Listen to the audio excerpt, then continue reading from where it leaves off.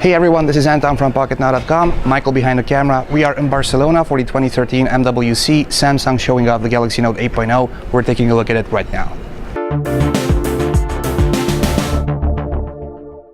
So what we want to do is just take you on a quick comparison between the Galaxy Note 8.0, the iPad mini, which is upside down, and the Nexus 7 from Google. Now we just want to show you a quick hardware tour because we actually don't have that much time. We're being thrown out. Samsung has given us plenty of time so far, but you can notice right away, if we're just looking at hardware, the Nexus 7, the iPad mini, they both have this kind of sheer-sided, rectangular, unapologetically square approach, where Samsung has definitely rounded the corners a bit. You can see these much wider radius corners from the Galaxy S3. You can see as far as the back goes, once again, Apple and Asus have done the kind of matte finish, one metal, one in rubber, and here we have Samsung's hyperglaze coating on top of whatever material they're using on the back. And of course, you've got the S Pen down below.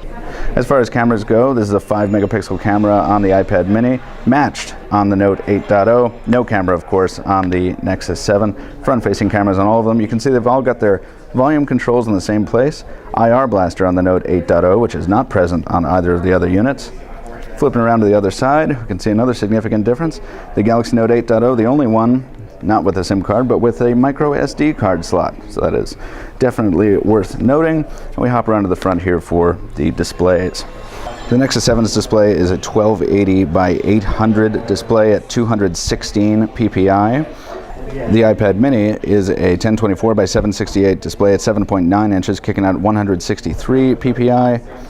And the new Galaxy Note 8.0 is a 1280 by 800 display at 8 inches, kicking out 189 ppi. So both the Note 8.0 and the iPad mini feature IPS displays, just at different sizes here. Difficult to compare in the kind of lighting conditions we've got, and this is just a quick comparison, but you can see similar tolerances as far as edge, visibility, and of course in size. They're in basically the same neighborhood.